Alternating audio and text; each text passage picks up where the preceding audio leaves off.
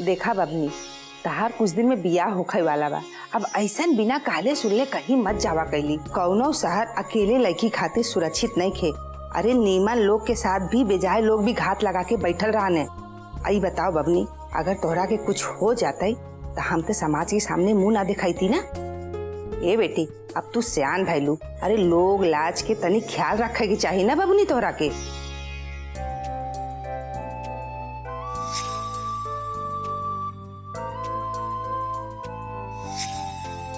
ठीक बा, घर तक ना सही, गांव तक ना सही, लेकिन पास के बस स्टॉप तक तो छोड़े के मौका दी। जैसी विपत्ति सब जगह मामाई, वैसे हमारे कृष्णा भी जगह जगह बारे।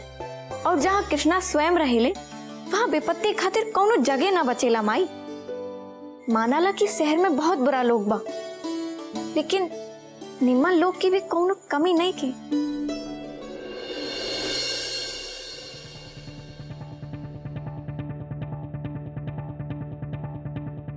कूल ऑर्डर बानो? हाँ जी। डन, थैंक यू।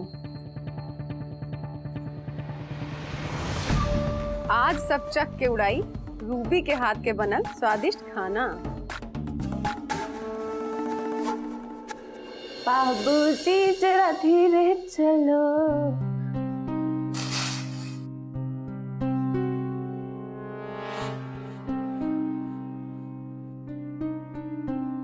कैले रहले मौसी, ये सब खाना वाना हमार वश के बात नहीं खे। पर पता ना ये ब्याह के चक्कर में हमरा के का करे के पड़ी।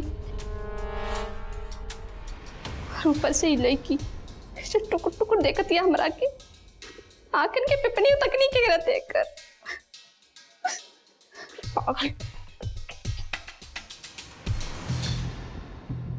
बाप रे, एक कहीं नहीं ऐसे बनेला तरकारी। तू अपन मुंह बंद कर वो। ला लगा लेनी ताला। अरे ऐसे बने तो बनते रह जाई, खाना ना बीरबल के खिचड़ी हो गई बा। बिजली तू ही जा और का, बिजली या किचन तो एक के साथे रहली। बाकी मजली मालकिन बुरा मत मानी, राउर बहन के बेटी के कुछ ना आवेला। बुझाता आज पूरा परिवार के उपवास रखे के पड़ी। बात तो बड़ा चिकन निकलेला तहार। तू के बाड़ू ही कहे वाला कि ओकरा कुछ आवेला कि ना? तहार आपन सब काम हो गई ना? आपन काम छोड़ के दूसरा के काम में नुक्स निकाला तारू। जा पहले आपन काम देखा जाके, जाए जैसे। ऑल डन। एक मिनट,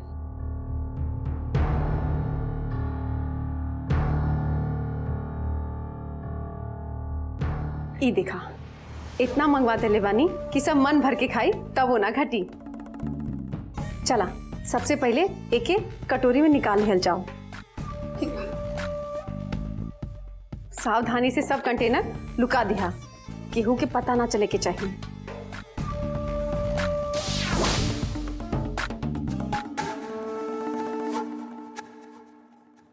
अरे वाह,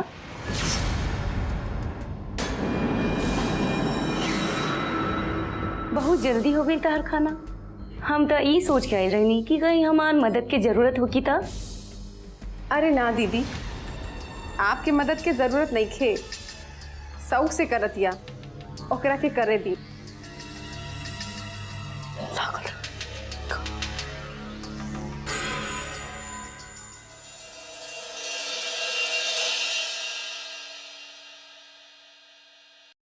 ए दीदी, हमरा के सब्जी बेचे दे देना, बहुत नीमन बनल बा। सच में कहे के पड़ी कि श्यामा के हाथ में जादू बा, जादू। तनी तरकारी दाद हमरो। बस बस बस बस।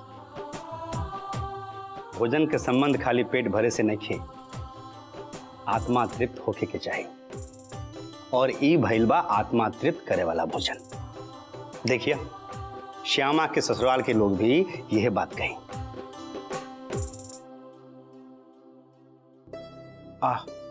पता ना हमारा दिमाग कहाँ रहेला, ऐसा जरूरी बात और हम बिसर गए नहीं। कौन जरूरी बात बाबूजी? गुरु माँ के गैला के बाद वाचस्पति भैया फोन कर ले रहे हमरा के, और वो कहत रहे कि लड़का वाला ऐजा गांव में नहीं आवे चाहता। वो लोग ना पटना से ही तिलक, फलदान, ब्याह के दिन सब कार्यक्रम करी। माने ब्याह के कुछ दिन पहले हमनी के पटना जाकर रहे के पड़ी। पटना? लेकिन हुआ से इतना सब कुछ कैसे संभव बा? ये सब सोचे के तोहार और हमार काम नहीं जान की। वाचस्पति भैया सारा व्यवस्था की जिम्मेदारी ले बाड़न। सब कुछ, यहाँ तक कि हींग से लेके हल्दी तक।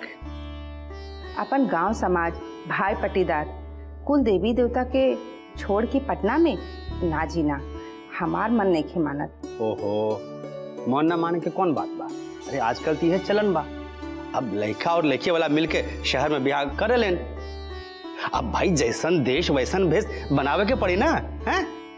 मने दीदी के ब्याह के बहाने हम लोग के पटना घूमे की मिली। एकदम नीमन से घूमे की मिली। लेकिन बाबूजी, इतना जल्दी मौसा जी हमने के काहे बुला रहल बाड़े? और अगर ऐसन जल्दी रहत ता वो हमरा अपन ऑफिस में काहे कुछ ना कहे? सुना, अपन बेटी की बात सुना। आ बबनी जेकर बिहार रहेला ओकरा ये बात नहीं बतायल जाला। ये बात लड़का और लड़की के परिवार के बीच होला, ना कि लड़का और लड़की के बीच। ये जन्म तो बहुत छोट बा। शायद हम 7 जन्म में वाचस्पति भैया के ऋण ना चुका पाए जानकी।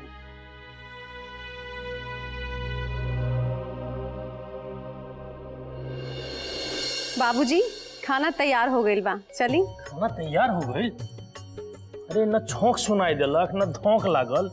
धौक और छौक रहे दी बाबूजी, सब तैयार बा, हम अपन आँख से देखी। लेकिन भौजी रउआ के तो पता बा कि बाबूजी खाए से पहले सुगंध लेवे लेन। एक चीज की कमी रह गल। कैसन पेट भरी आपके? बात तो तू सही कहला। एगो बात बड़ा तजुर्बा से बताओ तनी। ये बताई कि पहले ला खाना के सुगंध, हाँ, अब तब खाना के ल आनंद, अब तब मिली तृप्ति प्रचंड। रूबी बाहर से कुकिंग सीख के आइल बिया। हो सका था कोनो मॉडर्न टेक्निक से खाना बनौले होगी। अच्छा, मॉडर्न टेक्निक वो खाना में? अरे भाई तब तो झटपट खाना खाए पड़ी। वाह, यही जा तो 56 भोग के इंतजाम कइल गइल बा हो। ये सब खाना हम अपन हाथन से बनौले बानी। प्लीज अंकल बताई ना कैसन बनल बा? अच्छा, सुगंध तो नीमन बा, बाकी जब बनावत रहलू तब सुगंध कहाँ चल गइल रहे?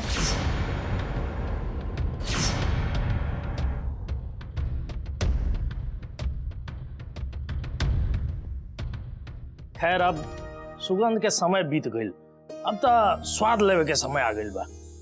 शुरू कर जाओ। ए सिद्धि, मौन व्रत तूरा और मौन से खाना खा। हैं? देखो मछली के मूरा बा। आ तू लोग कभी महाराज के मुख्य द्वार देखले बाड़ू लोग? बड़का बड़का मछली के चित्र लागल बा।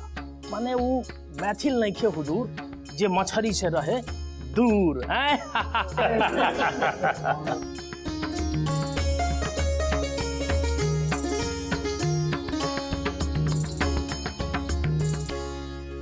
निखिल, कैसन लागल तोरा खाना? रूबी के हाथ में जादू बा की ना? माई खाना तो नीमन बा, लेकिन लेकिन का? लेकिन लागत है कि इस स्वाद जाना पहचानल बा।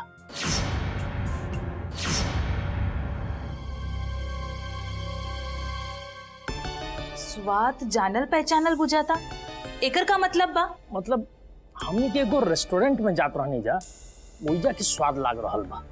करेक्ट बाबूजी। घर के खाना में होटल जैसन स्वाद?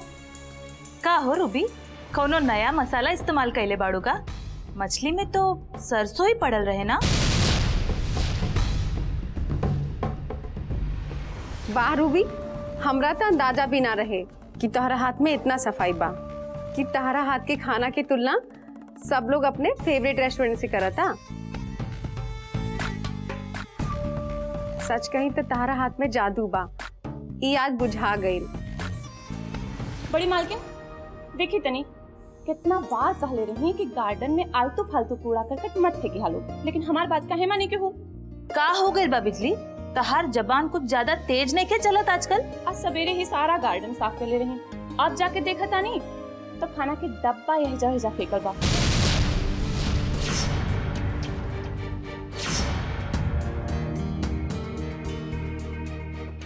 हमनी के गार्डन में खाना के पैकेट? हाँ, हमरा पर विश्वास नहीं खे तो चलिए अपनी आँख से देख लें। अच्छा, खाना प्लेट में और डब्बा गार्डन में? कुछ तो बात जरूर बा। चला बिजली, तनी देखल जाओ केकर इतना हिम्मत हो गइल बा कि हमनी के गार्डन में कचरा फेंक दी। चलिए आई मालकिन।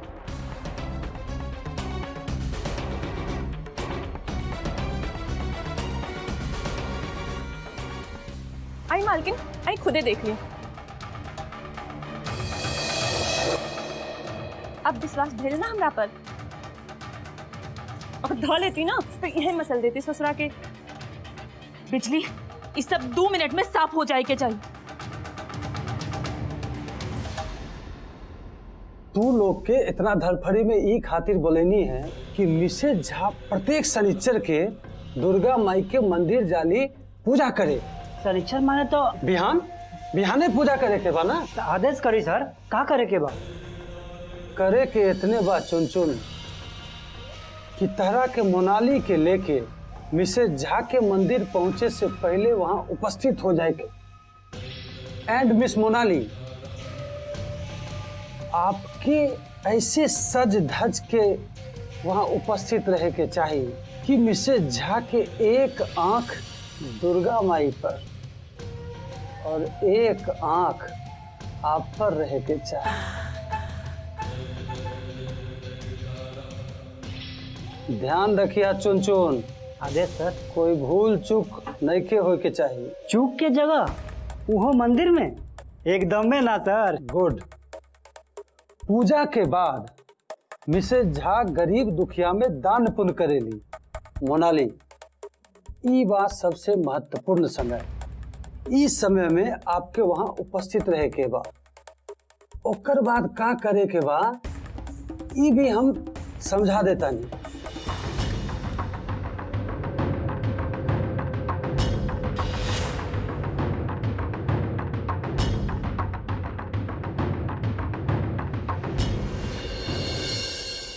बहुत एक घटिया व्यवहार कैले हो तू रूबी, एकदम गिरल। हमार पूरा परिवार जे तोरा इतना प्यार देलस, इतना स्नेह देलस, तू सबके 1 मिनट में इतना बड़ धोखा दे देलू। सबके कितना उम्मीद रहे कि आज रूबी के हाथ के बनल खाना खाई, लेकिन तू सब खाना होटल से मंगवा के हेहिजा तारीफ लूटे तारू। और इतनो ही ना, ओकरा ऊपर से कूड़ा जौन बचल रहे उ सब गार्डन में लुका देलू ताकि केहू के पता ना चली। का इहे बात तोहार संस्कार? का इहे बात तोहार परवरिश? और तू हमरा से कह भी तो सकत रहेलू ना कि माई हमरा से ई सब ना होई, हम ई सब ना कर पाई। हमरा से ई बतावा, का हम तोरा के कहले रानी कि जाके सबके खातिर खाना बनावा? ना नु, फिर इतना बड़ झूठ काहे? मछली दुल्हन, बुरा मत मानिया, लेकिन तहार ई बहन के बेटी खूबसूरत तो बहुत बिया, लेकिन गुण से ओकरा तनिको भेंट नहीं खे। सवेरे जैसन भजन, सांझे के वैसने भोजन। हमार पूरा परिवार के 1 मिनट में बेवकूफ बना गई लड़की। ये सब कावा मौसी? रूबी प्लीज मुंह बंद। हमरा तनको विश्वास ना रहे कि तू ऐसन काम करबू।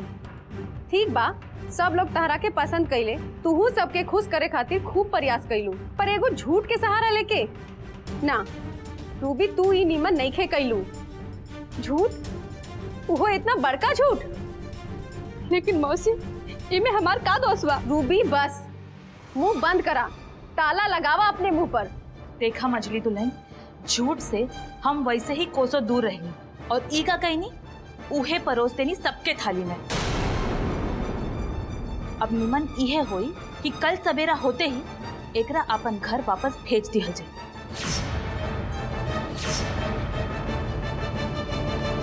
जैसन कही माँ, हम एकरा तरफ से माफ़ी मांगतानी। बच्ची बारी बिना सोचले समझले डिसीजन ले लेनी। हम एकरा तरफ से सबका से माफ़ी मांगतानी। आई एम सॉरी बाबूजी।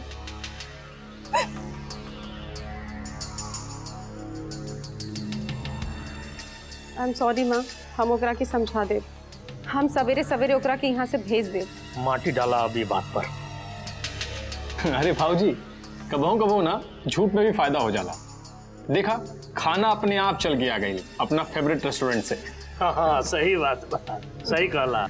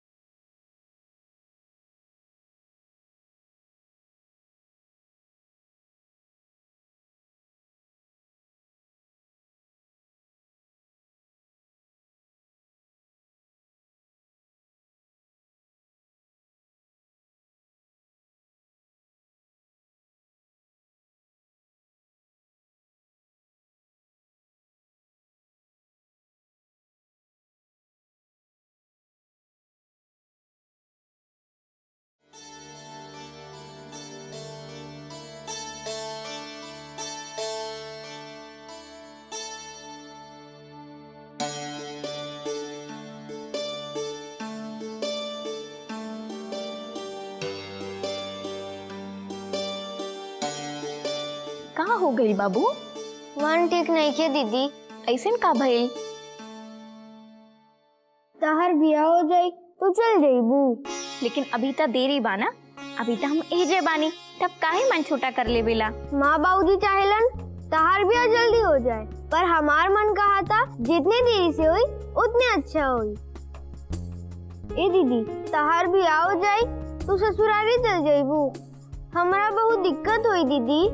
हमरा के कहानी के सुनाई, हमरा के खाना खे की आई, और गाना सुने के तो भुलाए के ही पड़ी। ए दीदी, हमरा के तू अपन ससुराली ले चलबू। हम एकदम निम्मन बच्चा बन के रहब, आज जीजा जी के तन को परेशान ना करब। बोला ना, जबले तू बोलबू ना तबले हमार मन ना मानी। का बोली बाबू? ई कौनो पूछे की बात बा का? हम ता वैसे हो सब समय तोहरे साथ ही बानी ना।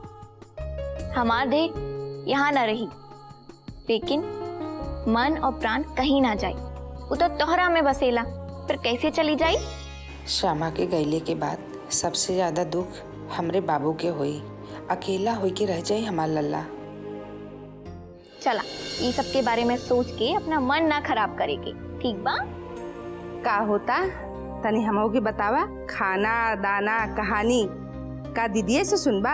हाँ, ये जे माई बा भाई, हम अपने बबुआ के खाना खियाए और कहानी भी सुनाई, ठीक बा ना? आ ई तो बढ़िया बात हो ना कि दीदिया के बिया होता, और तू काहे मुंह फुलौले बड़ा? तू खुश हो जा।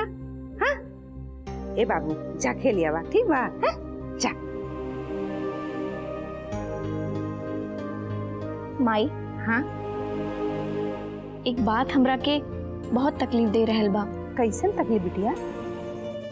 ठीक बा कि गरीब के घर बा, लेकिन बात आपन माटी ना। कितना अच्छा रहत ना कि हमरा ब्याह ऐसे होत आपन माटी से। भाग्य के लिखल कभो ना टाल सकेला बाबूनी, कभो ना। तू इतना मत सोचा, तू सिर्फ खुश रहा। हाँ?